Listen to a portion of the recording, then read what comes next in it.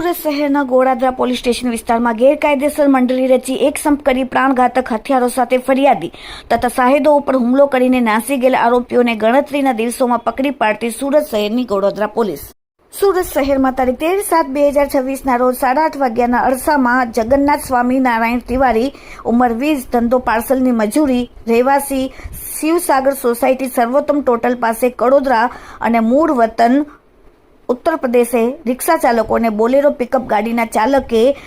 Horn મારતા રિક્ષા ચાલકે tempo ચાલકને રિક્ષામાં ઉતારી ફરિયાદી તથા સાહેદોને માર મારી રિક્ષા ચાલકે બીજા ઇસમોને બોલાવી થોડી જ વારમાં બીજા 7 થી 8 ઇસમો આવીને સની, ગણેશ, રુદ્રા તથા કૃષ્ણ ગોવિંદ ચાવડાઓએ ગેરકાયદેસર મંડળી રચીને પ્રાણઘાતક હથિયારો સાથે રિક્ષામાં આવીને ટેમ્પોમાં તોડફોડ કરીને પીઠની પાછળના ભાગે તથા ડાબા ખંભાના નીચેના ભાગે ચપ્પુના ઘા મારીને ફરિયાદીને ઈજા પહોંચાડી અને મુન્નાભાઈને બંને હાથે ચપ્પુના ઘા મારીને ઈજા કરીને નાસી ગયેલ. જે બાબતે ગોળાદરા પોલીસ સ્ટેશનમાં ગુનો નોંધાતા ગોળાદરા પોલીસ સ્ટેશનના સર્વેલન્સ સ્ટાફના માણસો તાત્કાલિક આરોપીઓને ઝડપી પાડેલ. જેમાં એક પ્રદીપ રામસુંદરલાલ ખત્રી, રહેવાસી પર્વત ગામ ગોળાદરા, આરોપી 2 યોગેશ રાજુભાઈ ગાયકવાડ, રહેવાસી સુડા આવાસ દેવત ગામ ગોળાદરા, આરોપી 3 મોહમ્મદ આસિફ ઇઝહાર અહેમદ રાઈન, ફ્રૂટનો વેપારી, રહેવાસી પર્વત ગામ લિંબાયત, 4 મહેશ કાનજીભાઈ ચાવડા, રહેવાસી રવિ પાર્ક સોસાયટી રચના સ્કૂલ પાસે કાપોદરા અને ધંધો ફ્રૂટનો વેપારી,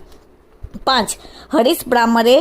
રહેવાસી એકતાનગર પર્વત ગામ લિંબાયત, 6 કુણાલ ગોવિંદભાઈ ચાવડા, ધંધો વેપારનો, રહેવાસી પ્રિયંકા સોસાયટી ગોળાદરા,